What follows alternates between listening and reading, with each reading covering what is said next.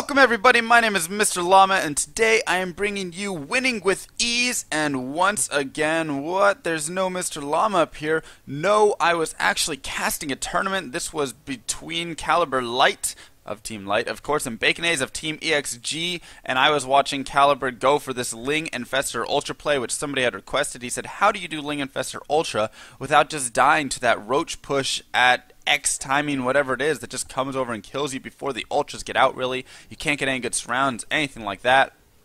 And so I was like, you know what?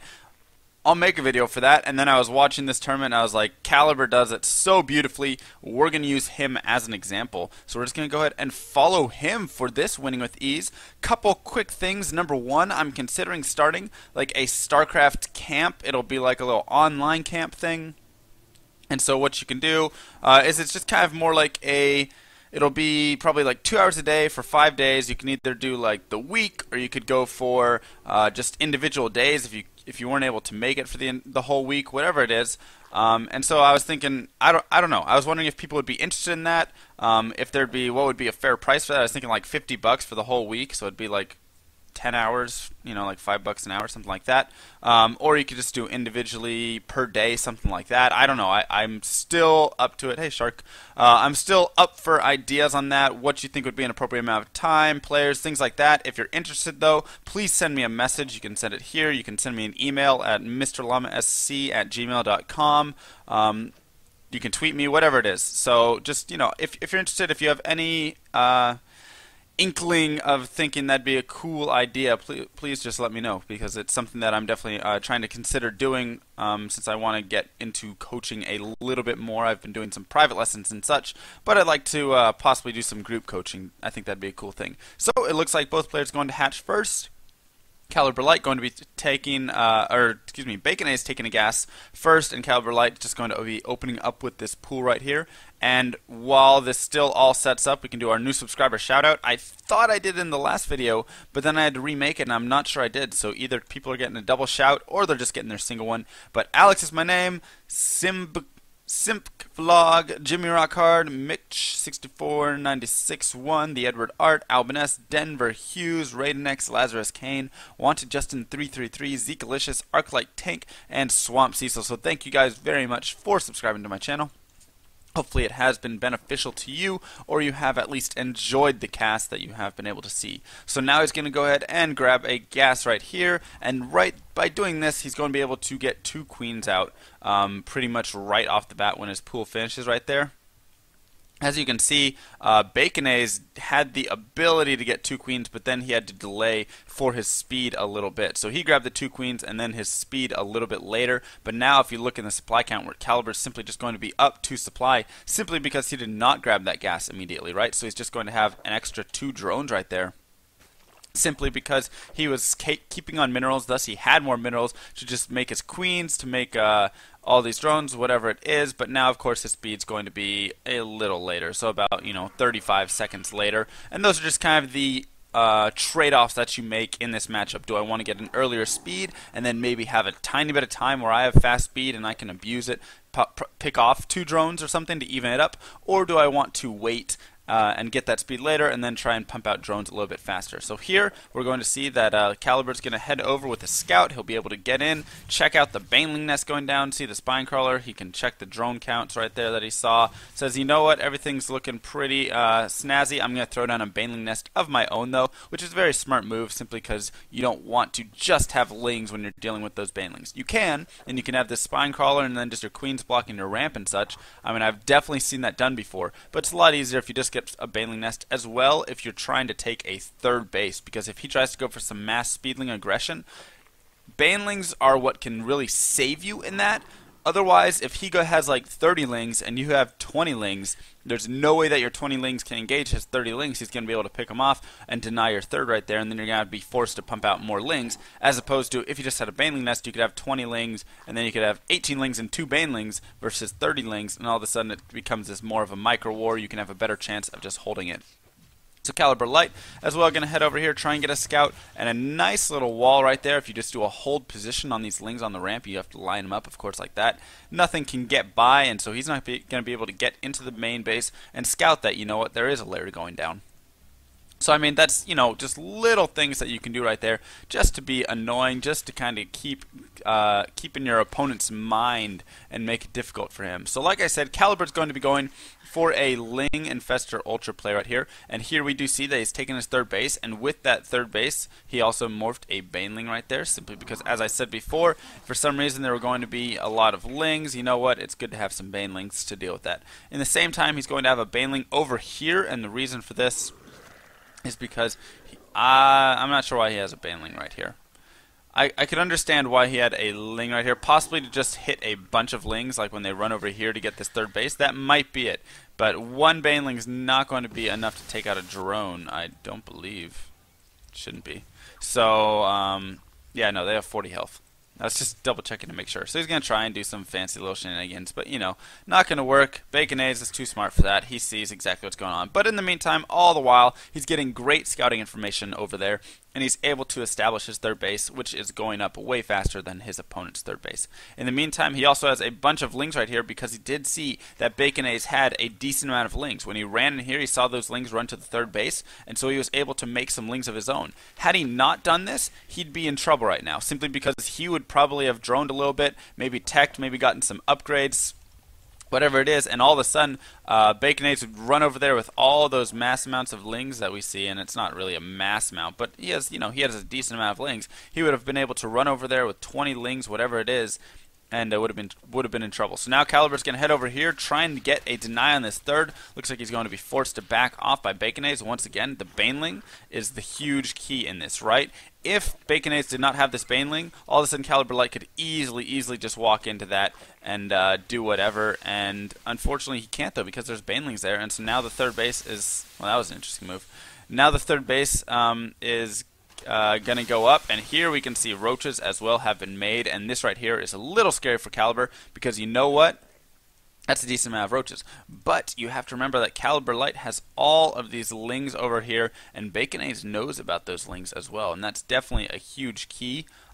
Because Caliber can continually apply some pressure, check to make sure stuff is here. Baconades knows that he cannot push out right now with his army, simply because he'd have to split his army first off, so he could have half of his army go down here to fight, and then it could get picked off and surrounded. Or if he did try and push with all of his army, his third base would instantly go down, because CaliberLighT would be able to pick it off and then probably run home in time to maybe even save his third, but for sure save his natural, so it just wouldn't be worth the trade whatsoever at that point. So here Caliber's continuing to just run his Lings around. Notice he's made Lings, he's already teched up to his Infestation Pit, he's already got Infestors on the way, so had there been some sort of roach push, Infestors would have popped nearly around now, right? So Infestors are popping right now, and they'll have, unfortunately, not the energy necessary. So make sure you don't make those little mistakes. But here, note that CaliberLighT is not committing to anything at this point, right? He ran in here, and then he ran back, and now he's running over here, and then he'll run into the third. And all he's doing right now is making sure that he can see this entire field right now, making sure he can see everything, so he can just get up his Infestors, so that he can make sure that he has, you know, a decent-sized army. He's starting his +2 as well. And so here, once again, you know, just running on at the Lings, checking, making sure he's got a good watch right here on anything coming out of the natural. So right now he just has to worry about, is the third going to be coming down? What is it? I'm going to send a Ling over here to check. Okay, I see his army still standing there. You know, maybe I can even pick a drone off. Not going to happen, but that's okay, because he is in his base, and the longer that he sits in the base, the better off I am right now, because I have these Lings that can just go in and harass from around. And if he does try and push out, now he has Infestors with energy. So 5 Infestors with energy coming up a ramp like this is going to be extremely difficult for that for Baconades' army, because it'll just go fungal, and then all those roaches will die, and that supply lead that Baconades has will fall instantly to that. As well, you'll note that Caliber's kind of saving up a lot of energy. I'm not sure I like that as much. He could, and here we go. Now he's going to start making Infestors. So he could have definitely had a lot more Infestors at that time, or just even right now he could be pumping them. And there we go. So now he's going to go ahead and get that down. That's just kind of, you know, a slight macro mistake right there. But here we're going to see Caliber, once again, just continuing to put on the pressure. So not only is he getting a scout, okay, my opponent's got some infestors now, blah, blah, blah, but he can check in with those lings, and he went and saw, you know, okay, there's a fourth base, whatever it is. Now he has these lings, so if for some reason we see Baconades go for a move, all of a sudden we're going to see CaliberLighT just stream in right here, and now we can start going and picking off these infestors, right? So one infestor is going to go down, possibly a second infestor is going to go down, very close. As well, he's streaming units into the main, so now he can pick off the queen in the main. He can try and pick off some of these drones right here. I mean, it's just being so annoying, and all of a sudden Baconades has a ton of things to deal with. In the meantime, he's got all these lings and these infestors right here, which he could use to head out here and defend this fourth if you want to. Instead, he's going to send these lings up to go counter, because you know what? Here comes Baconades' army, and so he's going to pick off his fourth, so we have a little bit of a trade right here.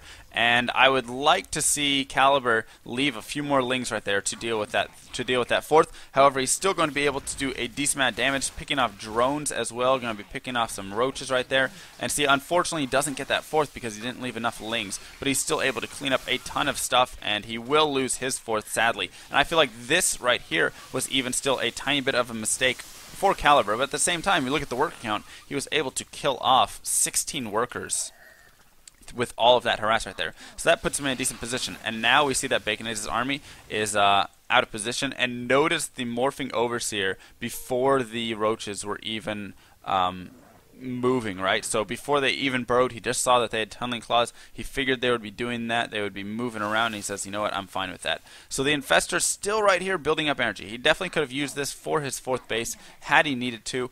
He was doing a lot of things, and here, once again, you can see the army moving forward of Baconades. What's he going to do? He's going to go over there, and he's going to pick off the fourth. In the meantime, now he has all these Infestors over here, and suddenly he can just start spewing out these infested Terrans. He can start dropping some fungal growths right here, and the fourth base goes down. The third base of Baconades is also going to be going down, and he's just able to do so much damage right now, while in the meantime killing off a ton of Baconades' army. And he still has fungal growths that could be used right now on this army, and there we go, he finally uses it a little bit late. He was focusing on so many different things, but notice, even though he loses his third base, he's sniped off the third, he sniped off the fourth of his opponent, and now he's going to go ahead and snipe off the natural as well. And this is just abusing the fact that he has a roach army, right? So all of a sudden he doesn't have a natural anymore, and Baconades is in a terrible position because we're up a base right here. We've got this third base going up right here. We've reestablished our original third base, and Baconades is just running all over the place trying to deal with all of these lings and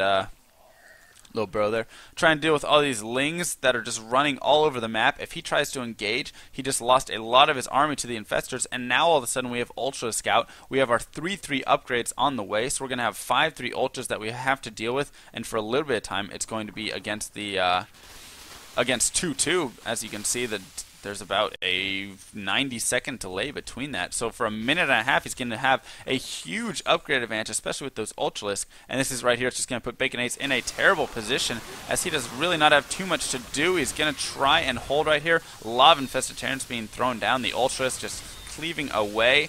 And, I mean, not too much damage was taken by Baconades, you might think. But if you look at the supply, there was actually a lot of damage taken, right? There was a lot of roaches that went down, and it was all for just infestors and like 4 Ultralisk. That's it.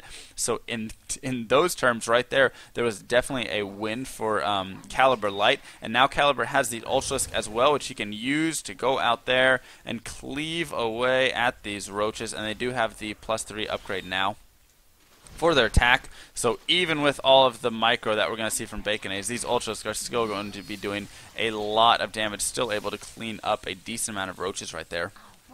And now more lings have been running around the map, doing a lot of damage, just able to pick off anything and everything at this point, get surrounds on these roaches, and really just make it difficult for Baconades to do anything, because he still just lacks mobility, and that's the problem. Not only did Baconades lack the mobility in the early parts of the game, right? And note, he's just continuing to make units. But not only did Baconades lack the mobility in the early part of the game, he couldn't really get out with a push or anything like that early on, but now he lacks the mobility in the late game because he's still on this ranged roach army with infestors.